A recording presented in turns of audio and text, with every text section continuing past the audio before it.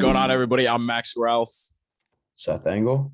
We've got an emergency 1-0 podcast for you guys today. In about a half hour's time, Penn State lost 3 4-star recruiting targets in the class of 2023. Number one, quarterback Marcus Stokes, who had been locked into his commitment to Penn State, flipped to Florida today. Number two, running back Trayon Webb did not flip.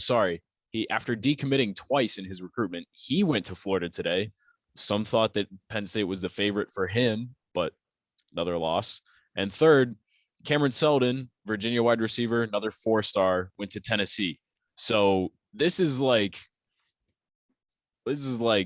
Armageddon for Penn State. I mean, we haven't seen bad days on the recruiting trail in a while for this program. Today was a bad day. I think that's pretty plain and simple. Today was a bad day. Yeah, I mean, like you said, we've seen quiet days.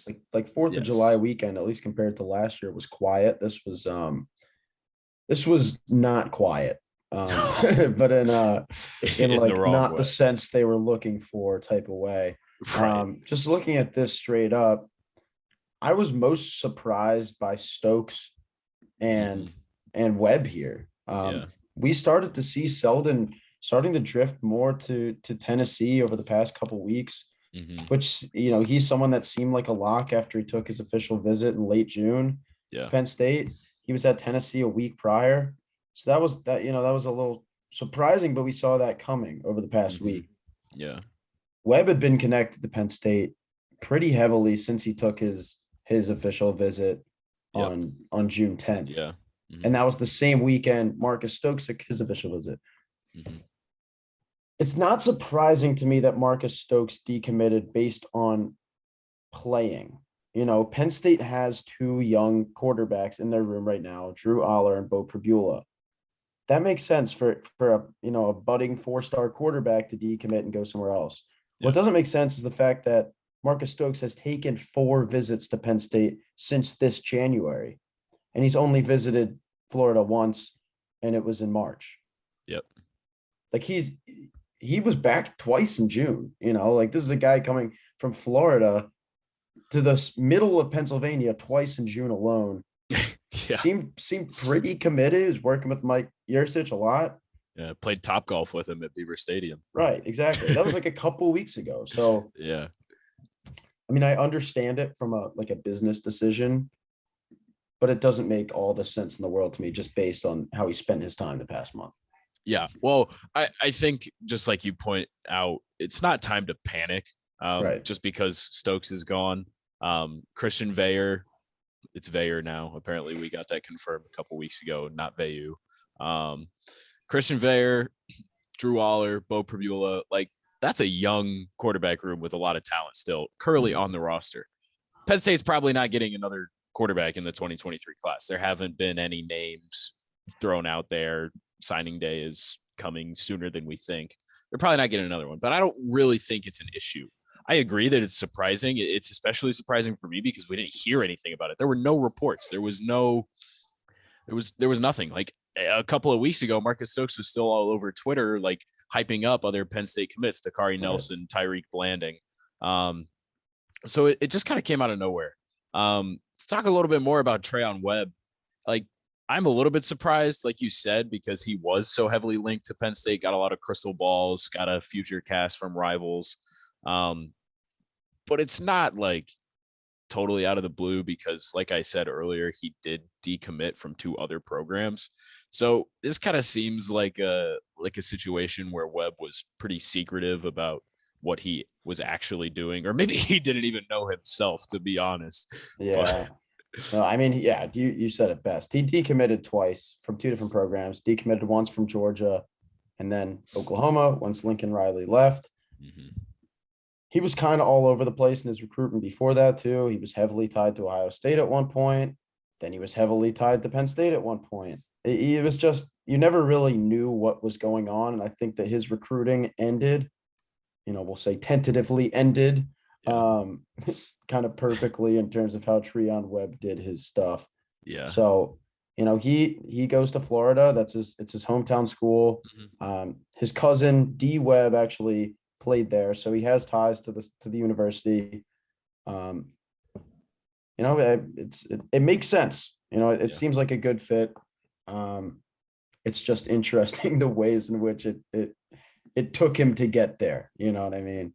Yeah. I think when you really break it down, none of these 3 losses for Penn State are all that surprising when you really think about it, but there is absolutely some shock factor with the way it all went down. Well, what's most surprising is that it all happened at the same time, like within a half hour. Yeah, it's like the world has just been falling apart recently for Big Ten schools as it is. I don't think Penn State fans necessarily needed it to hit them like this.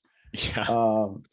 Moving forward, let's talk London Montgomery. I really like Treon Webb. I thought he was going to be he's an interesting back because he's kind of like Katron Allen in a way, but he's more of that third down back. But he's got that same type of toughness. Great at breaking tackles. He was someone whose film I really enjoyed watching. But London Montgomery is someone who's been so under the radar. I know you really liked his film. They got to lock him up. They need that back before someone else comes in. I know he's still maybe rising too. Yeah. I think the sky's really the limit for London Montgomery. What did you see from him? Yeah, we talked about him. Might have been 2 weeks ago now, but I kind of see some LaShawn McCoy in his tape. Not super fast. Like, again, I said it last time. Like he beat me in a 40-yard dash, but he's not the most elite speed out there. But he just slips off of guys. That's what he does. Really like his tape. He's a good back that can play 3 downs. The other thing is he's an in-state guy from Scranton. So, like you said, was absolutely a guy they need to lock down.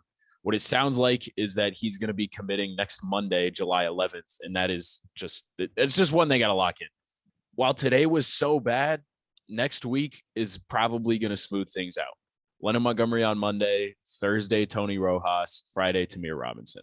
That kind of brings me to another point. Love Lennon Montgomery. Losing these guys today hurts for Penn State, but it's not time to push the panic button. I mean, this class is still really good. And like we talked about with Stokes, it doesn't really hurt you that you're losing a quarterback in this class because you have strong quarterbacks already. And really, it's the same thing with Webb. Like, look at the running back room. Nick Singleton and Katron Allen just came in. I mean, there wasn't going to be room for Webb to play as early as next season anyway, if we're being honest, most likely. And like Montgomery might be one of those guys because he's a little under the radar that might take a year to get up to speed. And all of a sudden, then you've got Singleton, who knows if he pans out, he'll probably be out on his way out the door sooner than later. So it just works out this way. It's bad news that all came out in a really short amount of time, but it's not time to press the panic button at all, in my opinion. I mean, this is also out of state recruiting. This is how it's done. Yeah. It's super competitive. The fact that Penn State was even competing for all 3 of the top 3 players in Virginia is outstanding in itself. And they still come away with 2 of them. They'll likely get 2 of them when Tony Rojas commits. Yeah. Unless something crazy happens. But I mean, today's a good lesson that. Yeah. I mean, Penn State is out here recruiting, super competitively in Virginia, super competitively in Florida.